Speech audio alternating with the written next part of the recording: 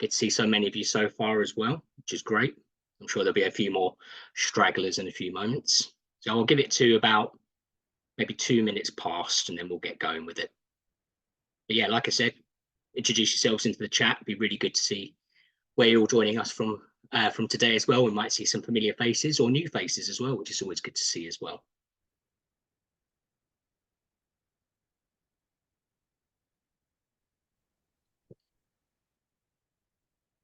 That's it. Hi everyone, lots of messages. Hello all. Hi Karen. Hi Katie. Hi Jim. Hi Kim. Hi Melissa. Hi Alex. Great to see so many of you all. Yeah, it shouldn't be too much longer. Like I said, just a couple more moments just to allow the tech to do its thing and allow everyone in the room. Good to see so much interest in cybersecurity. I know we push it a lot at Charity Digital, but that's so it's so important to so many of you, which is great. So let's have a look. Yeah, I think we shall get started. Anyone else can join us. So yeah, I guess good afternoon, and thank you for joining me today. And so as our world becomes more and more digital, the need to protect our online presence has never been more vital.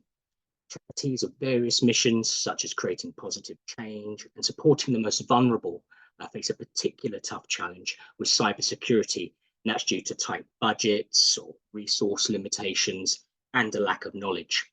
Today, it's about understanding why cybersecurity is not just a technical issue handled by technical people. It's a strategic imperative for all charities, regardless of their size, which should be embraced by all of its users and members. My name is Joel Hogan. I'm the Customer Success Manager at Charity Digital.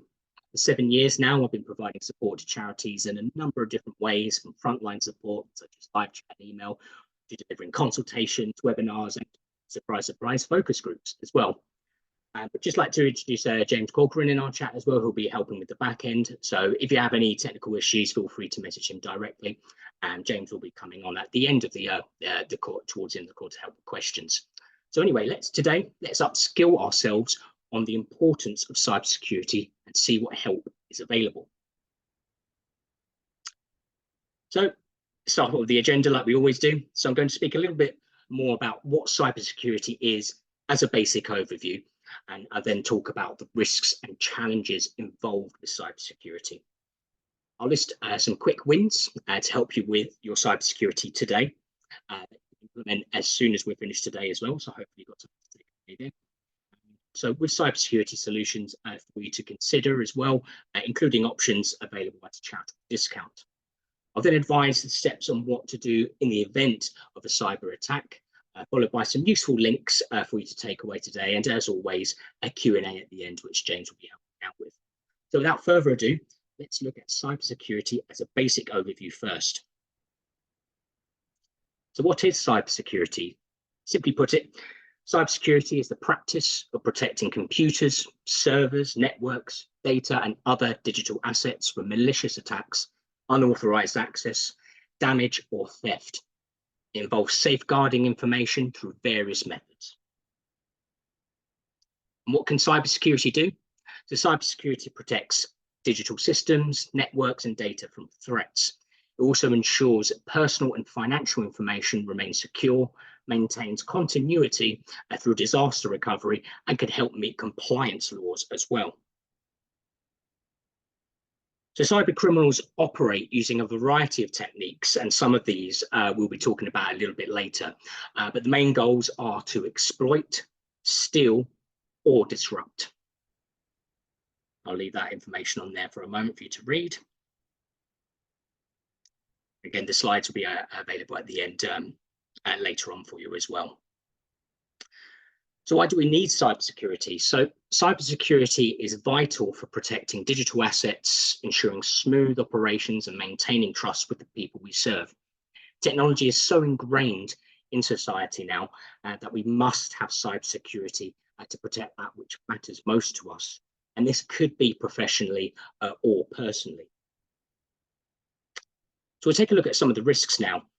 So Data breach, for example, it's an incident where individuals gain access to sensitive, confidential, or protected information.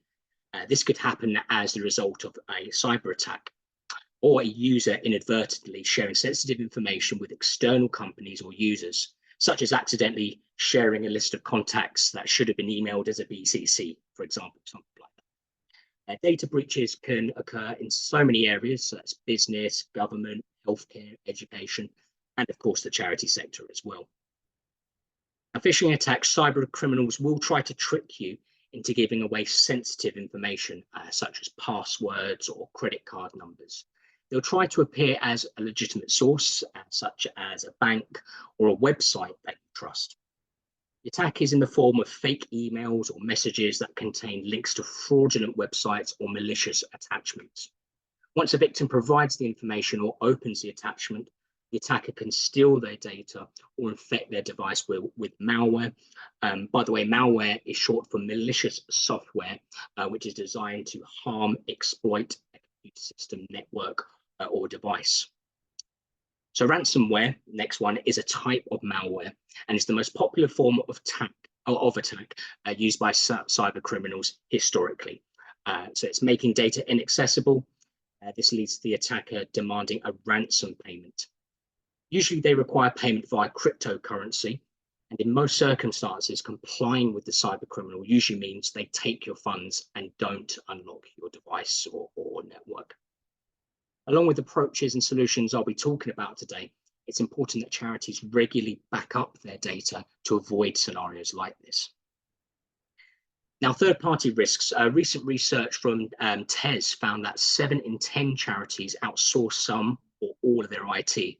And most charities will have volunteers or employees that use their own devices. With so many different people or users having access to a network, it is vital that charities rely on cyber protocols to limit threats. The firewalls, virtual private networks, or VPNs as it's abbreviated to, and multi-factor authentication are great examples of tools that can minimize a third-party risk. Social engineering. Now, this is a real common one, and I wouldn't be surprised if most of you have come across this at some point. Cyber criminals will pose as a staff member or person that you know, asking you to do tasks for them. A common task that they might ask is getting you to purchase gift cards on their behalf. Challenges with compliance. Now, a challenge we have all been facing for years now, and our 4 favorite letters, GDPR, compliancy. Now, with this being particularly more challenging for charities that handle sensitive information, there are a lot out there, such as your healthcare charities and anyone like youth and children, and those that are vulnerable. There is certainly a lot of challenges there with compliance as well. Final one is a non-cybersecurity mindset. Now, cybersecurity is often a topic which is maybe a better phrase, but a pass the buck scenario. So in that it should be all sorted by one person. Now, although it is wise to hold an accountable person for training, cybersecurity should be thought about by everyone. It should be embraced by all. So there's some food for thought. Let's move over to some quick wins. Or the challenges, should I say. Sorry, quick wins are after. So challenges in 2024. I mentioned that ransomware historically has been the most common form of cyber attack. Last year, AI threats are now rivaling it in a number of different ways. The most common is right before our eyes when using social platforms. Cyber criminals can use AI to lead users into believing that celebrities are recommending a product. This can be done by AI adjusting the mouths and even mirroring the voice tone and accent of a celebrity. I've come across it so many times myself when scrolling through social media or other platforms where you'll see a celebrity. For example, I came across one where a famous celebrity was recommending a gambling site that they use to get rich. So it's really, that's a form of AI-related threats that we should really be aware of, particularly with the emergence of AI technology so quickly. We've got to think about the kind of people that this could really influence, such as our children who have access to tech.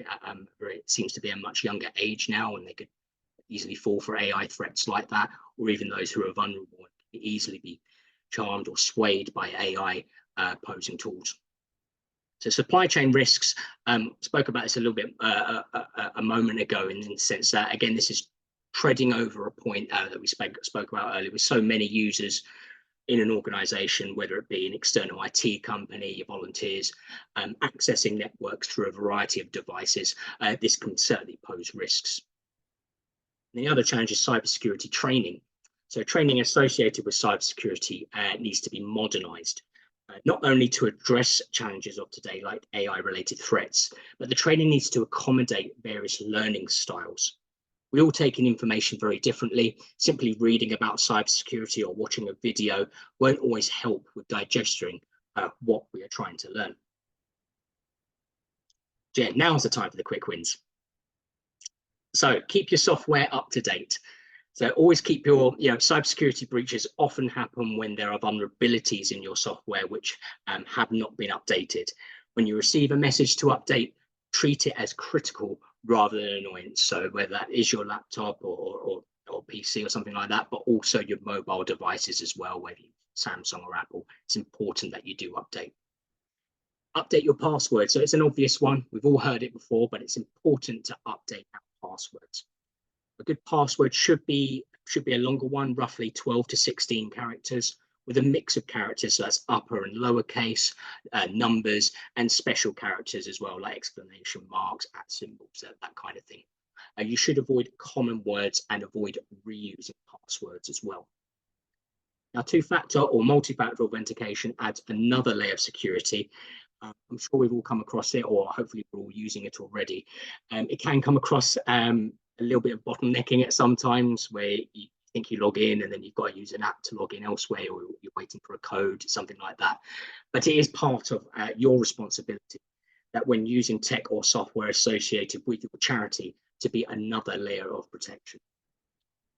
Now, remove sensitive information. This can be associated with GDPR compliancy, but do ensure you do remove information that is no longer needed. A simple first step on that is to check your recent downloads tab and ask yourself, how much of that are you really using right now? In my opinion, if a file is still in the downloads tab and you haven't moved it to elsewhere that's critical, or somewhere that you've probably forgotten about it, it's not in use. So maybe have a refresh of your downloads tab and just regularly remove that data that's in there. Now, less users with administrative access. To put it simply, the more users with administrative access, the more targets or doors a cyber criminal has to potentially access your sensitive information. You should only keep admin rights to a few users if possible. So for any of you based in the health sector, are probably used to data encryption. So encryption converts data into a coded format that is unreadable to unauthorized users. So if you're sharing documents such as spreadsheets as well, you should put a password requirement to add another layer of protection. I'm sure if anyone come from like sort of health-based organizations or anyone handling sensitive data, you've probably got a good idea or experience encrypting data already. And ensure your firewalls are switched on as well. Now, firewalls monitor the traffic that goes through your network. Do ensure this is switched on. And many people maybe have switched this off due to firewalls blocking content that they wish to access. Scenarios like this have the firewalls rules and policies updated. So it's best not to turn off the wall. Well, it's really, it's best not to turn off your firewall at all.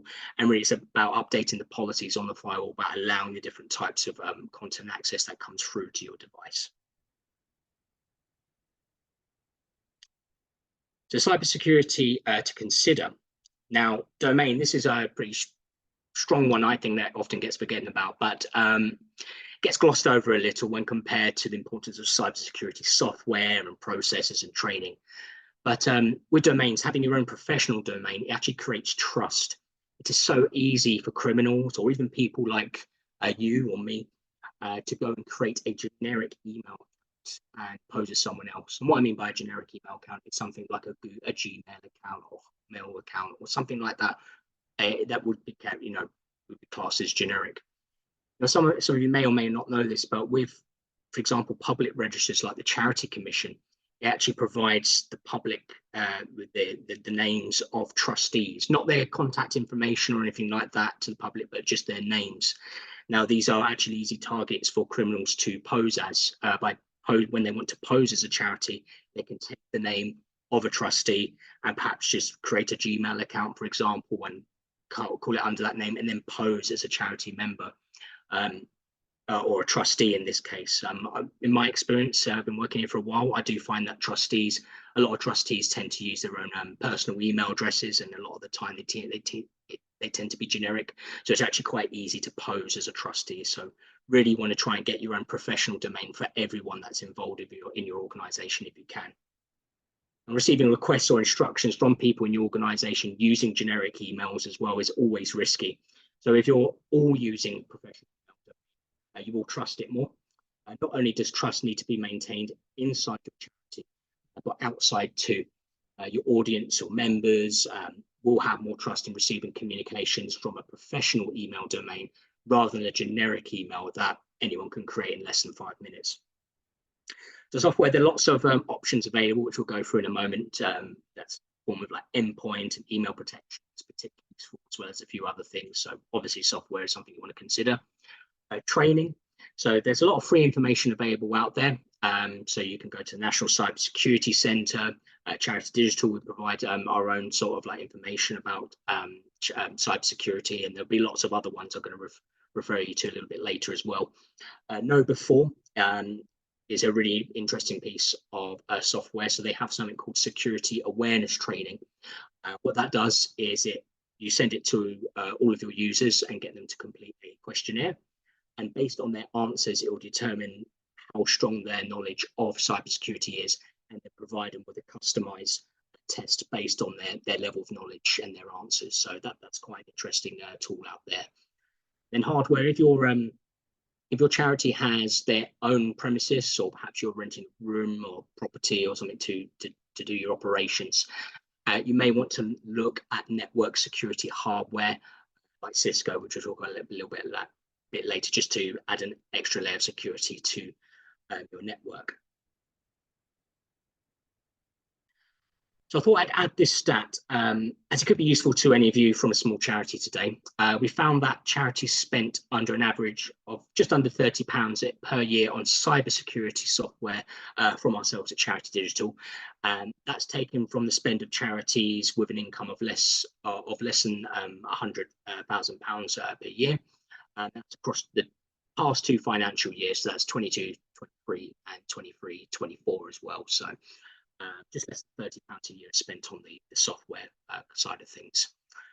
It's important to note that the costs of recovering from a cyber attack far exceed the cost of investing in cybersecurity. Costs relating to a cyber attack could be contributed by incident responses, restoring system and data recovery, legal and regulatory fees, compensation and financial losses due to downtime and productivity loss as well. Reputational damage may not have an upfront cost, but the long-term effects could be crippling. Let's take a look at some of the cybersecurity solutions available to charities at a discount. These are via Charity Digital. So there are lots of cybersecurity solutions out there outside of us, but we're mainly just focusing ones on here today that are specifically have discounts for charities. So you may think of other cybersecurity solutions out there, but they may not have their own charitable offer. So we'll start with Avast, the top orange icon to the top left there. So you may see Charity Digital push this option a lot. The main reason for that is accessibility, inclusion, and the speed of identifying threats. Eligibility criteria can often be a stumbling block for charities when accessing offers, as charitable status alone does not guarantee you'll be supported. You might have come across this with other organisations where even if you are a charity, they may not provide you a discount. And this could be based on something like your charitable activities, it may be not the cause they support, or you might be a larger charity, so they may deem that your income is too large to have a discount. There's a number of different factors. But Avast are more than happy to provide a massive discount on their cybersecurity solutions to charities and also non-profits as well via Charity Digital. There aren't any restrictions on the amount of products that you can request either. And the Avast Cloud Care portal, which is used to manage your cybersecurity software, is fantastic. You can easily assign or reassign licenses to devices as and when you wish. If you run regular reports, you even have the option of purchasing the content filtering add-on, which could stop your users from visiting websites with inappropriate content. Particularly useful for any of you, for any charities that maybe have outward-facing devices. Perhaps you have learners, or you're providing education on laptops, and if you want to keep them on track and stop them from going on any other websites, content filtering could be useful for that. The patch management option is also perfect to ensure all the devices are secure and cared for from a remote location, allowing you to systematically manage, acquire, test, and install software updates or patches to address any vulnerabilities, bug fixing and functionality improvement as well. Now, the goal is to ensure that all systems remain secure and up to date, and not to have devices on different stages of being up to date and current. So that's what patch management can be. You can also install Avast on your servers too. It's recommended that you don't activate all the features of an Avast license when installing on a server, as it could interfere with some of the typical operations and tasks a server does, but Avast can certainly help you out with that. Avast has many of these different protection shields, like web shields and things like that, and features to protect your hardware. When comparing its threat identifying speed compared to its competitors, some of them listed here, Avast does come out on top there.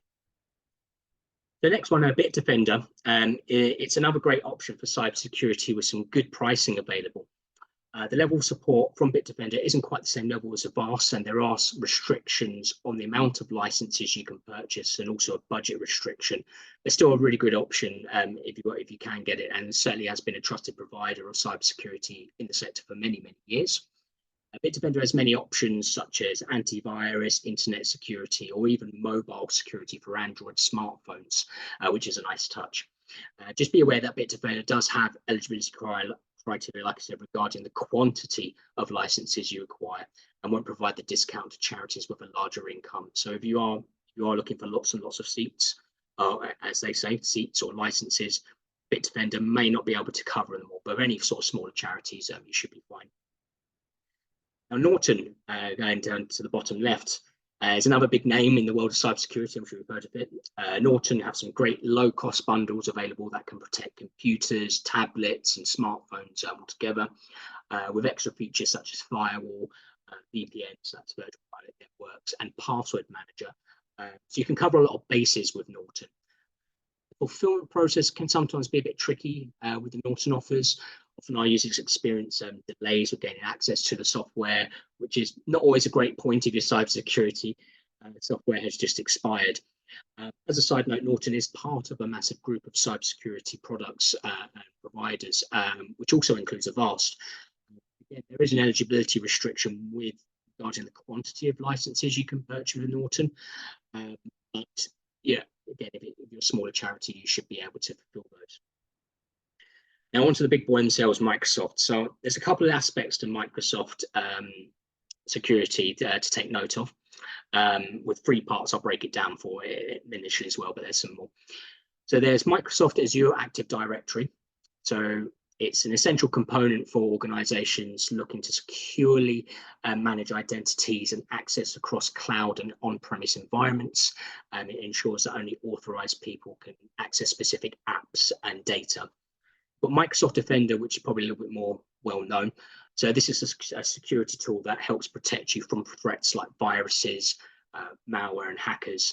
There are multiple plans available with various levels of protection, with the entry level primarily being an email-based protection tool. And the most expensive plan becomes an endpoint protection tool. So an endpoint protection comparison would be like your Avast, Bitdefender, and Norton. The entry level tool is mainly email protection. Another useful security aspect of Microsoft is Microsoft Intune. It's very similar to Azure Active Directory in that that helps you manage and protect devices and apps that your employees and volunteers use. It helps you set policies and rules for how devices such as phones, tablets, and laptops are used, and helps you control which apps can be installed and used on these devices.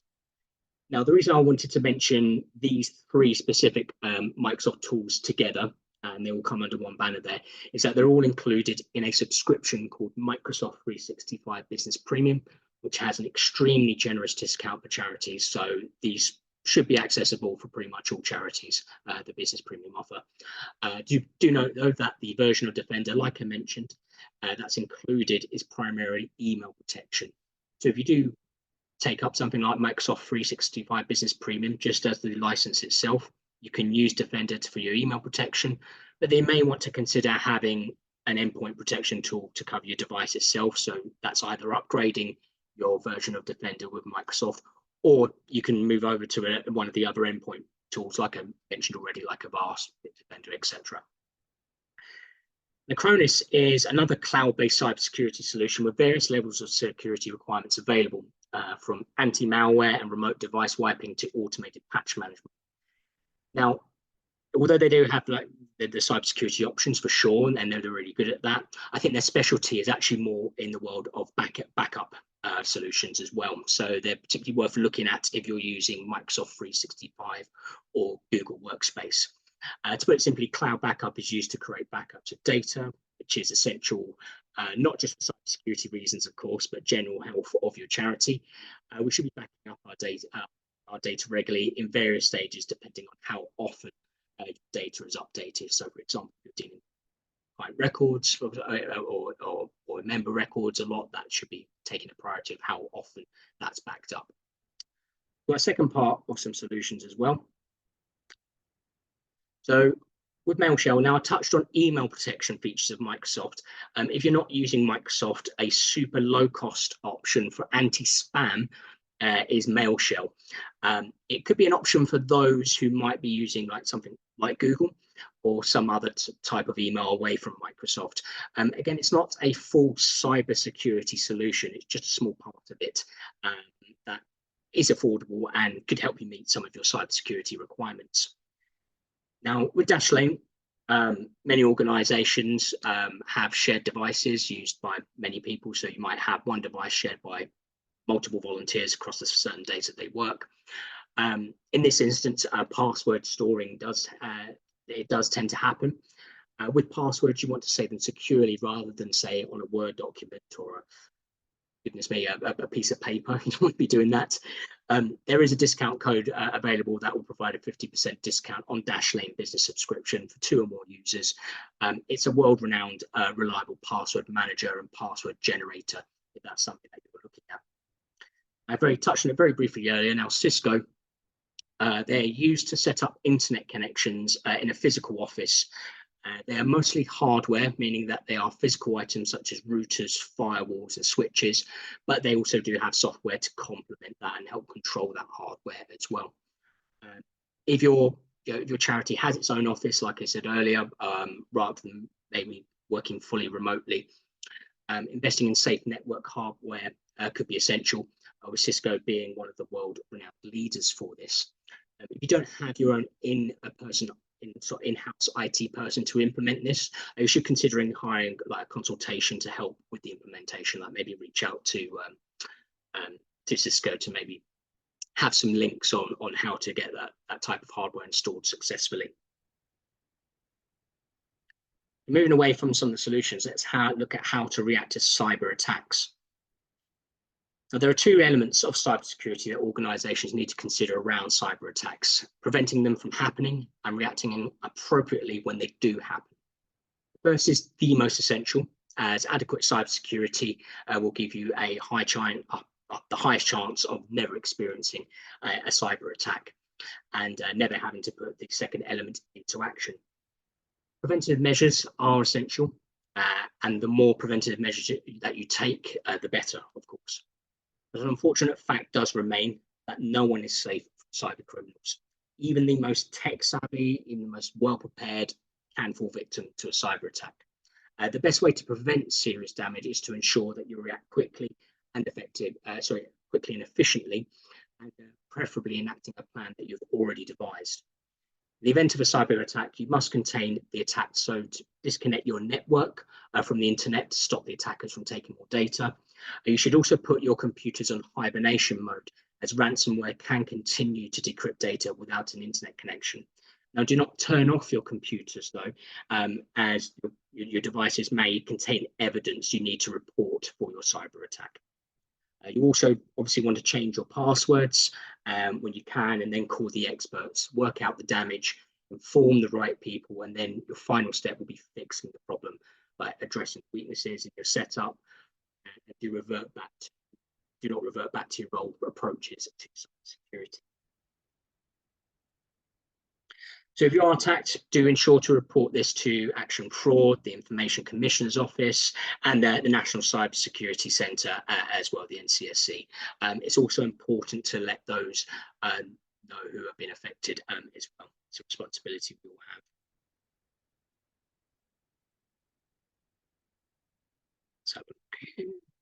So some useful links. Just wanted to share a few useful websites outside of Charity Digital, which you may find useful. Spoken a little bit about them already, but the National Cybersecurity Centre is an invaluable source for knowledge on cybersecurity, and particularly for charities. I strongly recommend them as your first stop for any queries cyber related.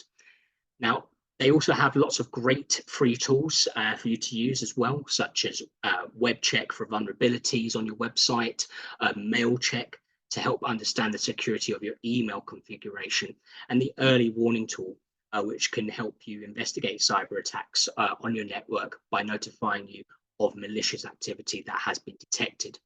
You should really take advantage of their free e-learning tools, like the cybersecurity training for small organizations and charities as well.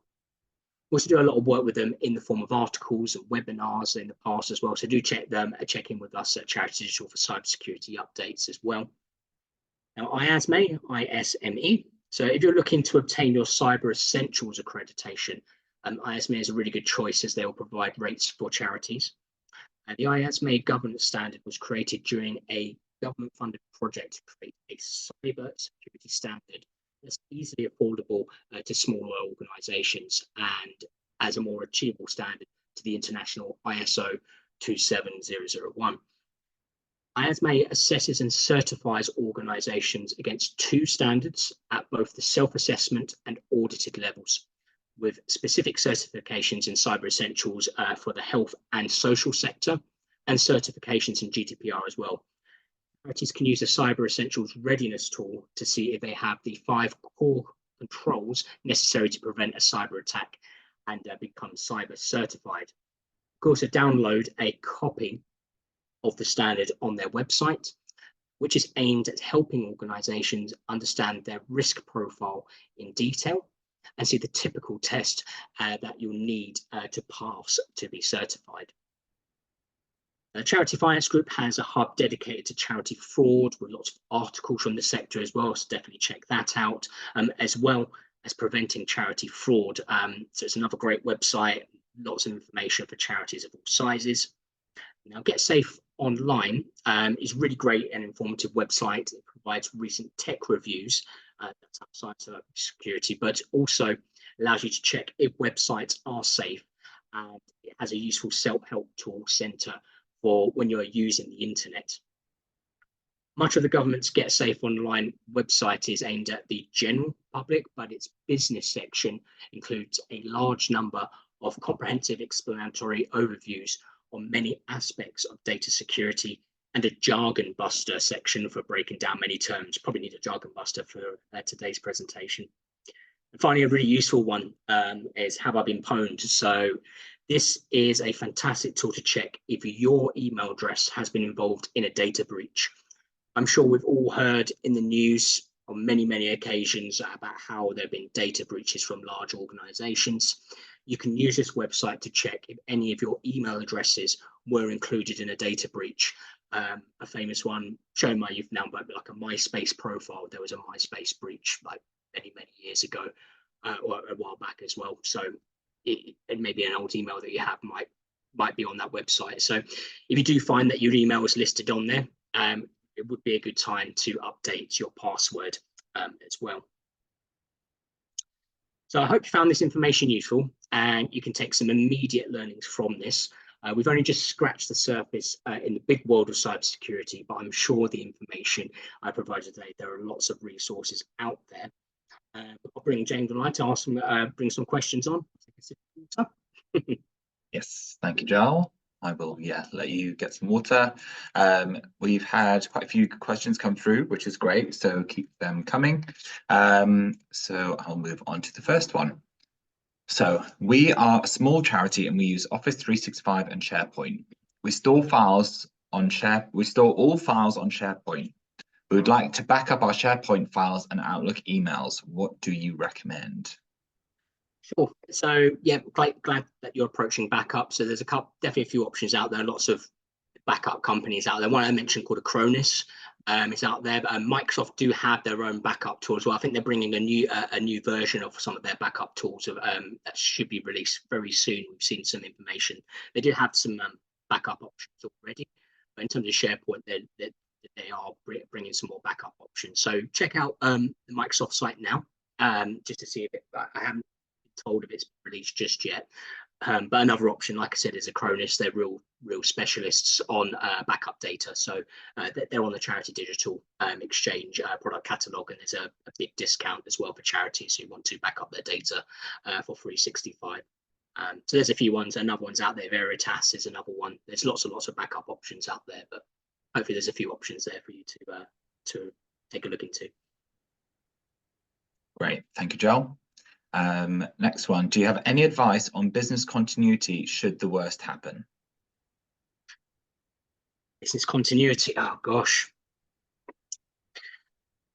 Yeah, I mean, we're going for what I said earlier. I mean, business continuity, obviously you need to really contain the threat in that sense, so or contain the issue that happened. I think you really need to look at the people that really make up part of your charity. So like your users, your members, be honest with them with what's happened, just to really save your reputation. Reputational damage is the big one. Be honest and open about it as well. There are large organizations out there who have had sort of data leaks or worked but perhaps with the wrong types of other organizations, which have really dragged their names through the mud as well, and some of that reputational damage still exists today with even some of the big cybersecurity partners still have reputational damage on that. So I wouldn't say that's my expertise on your question, but the main thing is I would say is just be open and honest with the people who really make up that main part of your charity, and being honest about what happened, and and just be honest and just be humble about what you've gone through. Yeah, that's exactly what I was thinking when I saw that question, so completely agree. Any recommendations for a totally remote organization? All staff work from home. Cybersecurity wise, with your working, the one thing I would say is with cybersecurity software is it's best if you could try and, if you're all involved within the same type of cybersecurity software. So pick the one cybersecurity software type. So whether you all go to Avast or Bitdefender or Norton or something like that, just because then it'll be easier to manage in terms of the software updates, all from one console in that sense. In terms of remote wise, I mean, we do a lot of remote work at Charity Digital as well. So there's that side of things. You want to be using great remote tools. I mean, Microsoft 365 is great, covers a lot of points in terms of your day-to-day works, and does come with some great levels of security as well.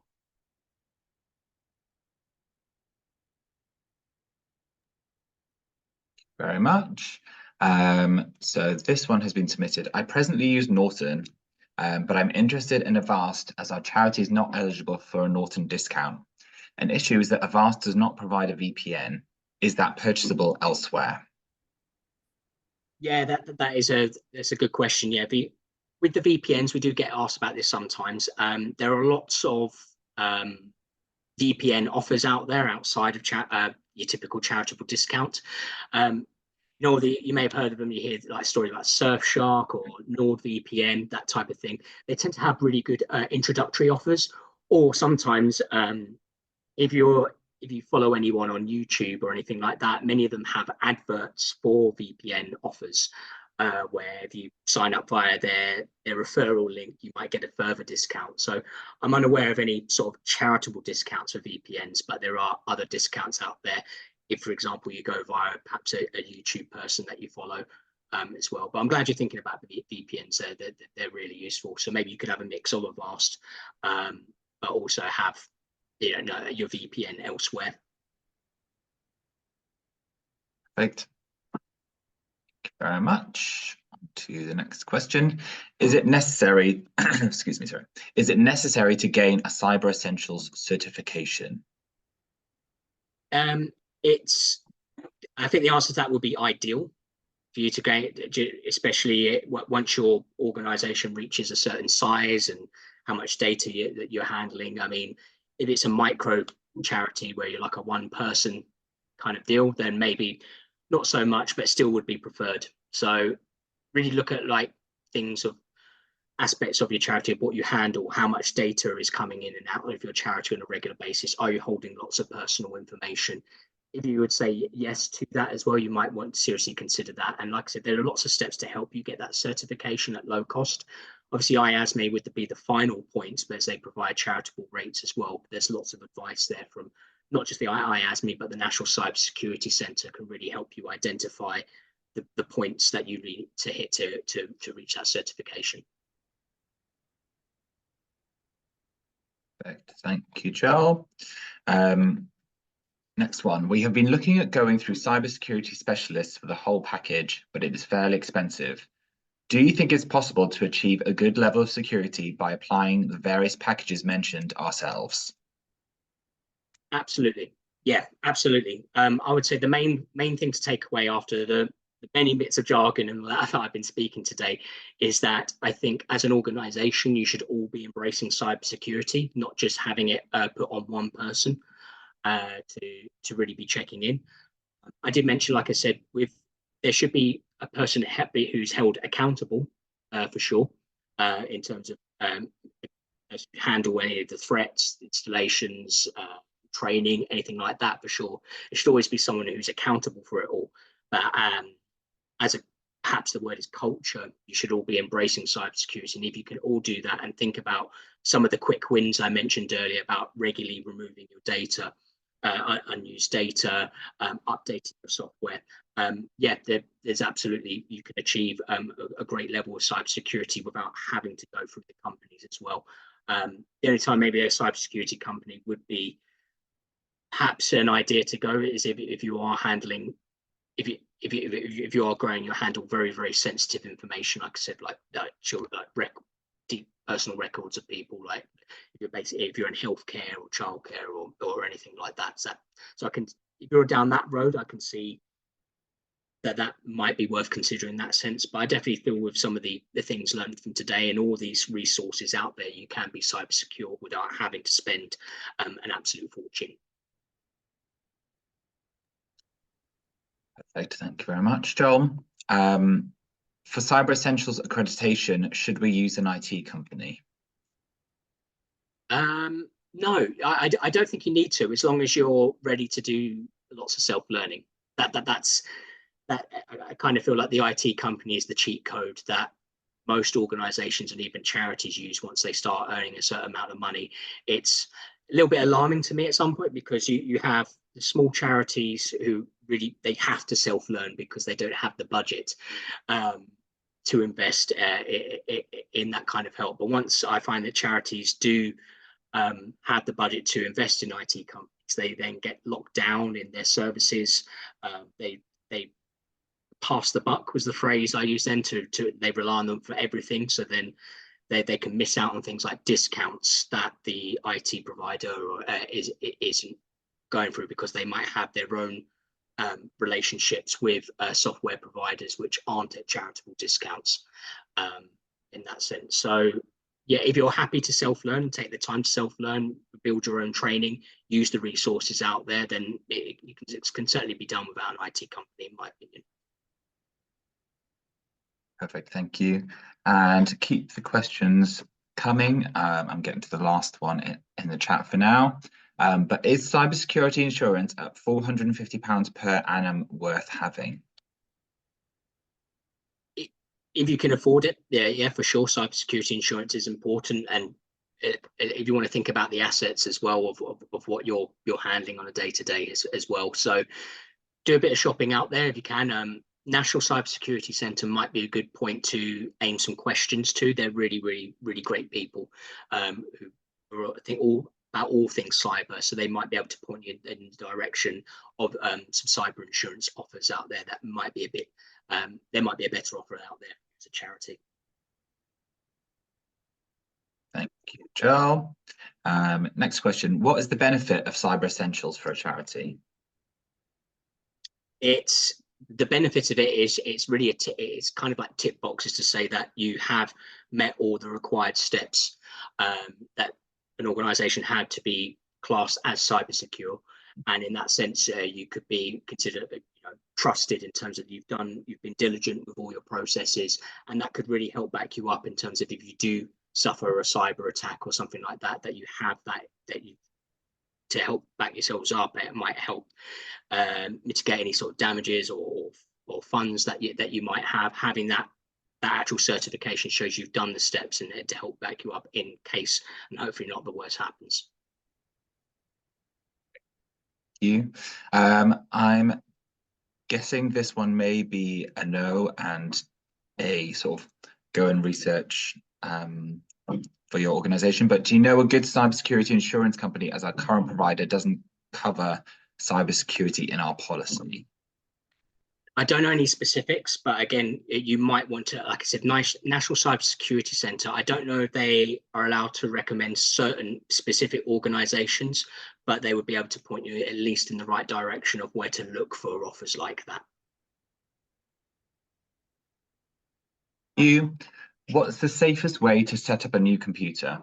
Local admin login or using an admin with a Microsoft domain login? Where I was before, the admin could log in with a Microsoft login. Does that make any difference? Well, we've onboarded people using that method before as well. As long as as the device has the right tools on it already, like maybe like before actually setting up for somebody who's opening up for the first time, you've pre-installed all the necessary things on there as well. The firewall's activated. You've got maybe some endpoint protection on there already. If it is via Microsoft and they're already licensed, does that license have the appropriate security add-ons to it, like, for example, Windows Defender? Thank you, Joel. Plenty more coming through. Do I need to install security software as I have Windows Defender, or we use Apple? I guess it all comes down to it. I mean, Windows Defender, it depends on the level of Windows Defender that you have. It could be, for example, Windows Defender could be just email protection in that sense. With Apple, I know a lot of people say that they're unbreakable, unhackable, or some of the words, maybe not unhackable, some of the words that they're extra protected as used for years. But there are other ways for cyber criminals to get into an Apple device. For example, social engineering, acting as somebody in your organization as well. So you'd want to have the right protection tools, such as malicious links. So if you're using Apple, you can still use Microsoft 365. So perhaps Windows Defender could be useful in that instance. But really, you want to make sure that you do have an endpoint protection on your device as well. So if it is Windows Defender endpoint protection, great. But outside that, you might want to consider Avast, Norton Bitdefender, or some of the others out there. McAfee is another one, but not at a charitable discount. You. What options can we have for spam and email security? Spam, yeah. So spam. So the one I mentioned was Mail Shell. It's really, really basic. That's just anti-spam. That's a real low cost one. I think it's about £3 or £4 for the year, I think, per user. That's really low cost.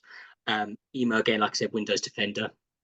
If you're with if you're using Microsoft, Windows Defender comes with Business Premium, or you can purchase it separately as an add-on to that as well. So that'd be good for your email protection as well. When the high level you have, it would have its anti-spam sort of capabilities as well. But depending on if you're not with Microsoft for anti-spam, you may want to consider Mail Shell and some of the others out there. You might want to look at Acronis as well and see what their solutions are.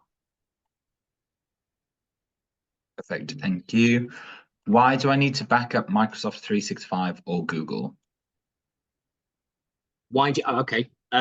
well, when backup is just it's all for because of data loss. Even though it's based in the cloud, there could be a data loss due to a breach or a cyber attack for some reason. So information isn't always automatically backed up in the cloud. So that's why Microsoft have developed backup options for Microsoft 365, as well as external organizations who create their own backup solutions for the cloud, such as Acronis.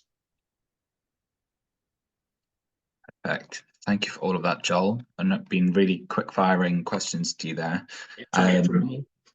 If I've missed any, please feel free to post them again. But as far as I'm aware, that is all of the questions. In case anyone does need to drop off, we do collect feedback. Should only take you 2 minutes, but it'll just make sure that we can keep helping the charity sector with your feedback. Absolutely, it's really vital and helps us deliver better focus groups. But if there are no more questions, okay, I think, yeah, I'll pop back over to you, Joel. Yeah, well, I'd say thanks everyone for joining today as well. Just a final slide, just join us on our next webinar, which is fundraising tips to boost donations. So take a look at that. Completely different to cybersecurity, obviously, but at Charity Digital, we like to cover a whole wide range of topics that hopefully will be of interest to you. So just first, I'd like to say again, thanks for joining me today. I hope you've learned something, and take a look out, keep an eye out later this year as well, as we will have a lot of work for cybersecurity awareness month as well. I believe that's October, is that, James? Yes, October. October, so there'll be lots more cybersecurity related content and offers and that type of thing coming in October. And in between there, we always do something cybersecurity sort of topics in here and there anyway. It's a really, really important topic to us, and we're quite proud ever since we really started talking about cybersecurity as a big main topic, 3-4 years ago, however long it was, that more and more charities are taking it more seriously now, which is great because anyone can be attacked regardless of size or reputation. So again, I'd like to say thank you. Again, I hope you have a great afternoon, and also thank you to James for helping me today with the questions and the fun admin. Yes, always a pleasure. Thank you everyone for joining, and hopefully see you soon. Bye now. Thank you. Bye.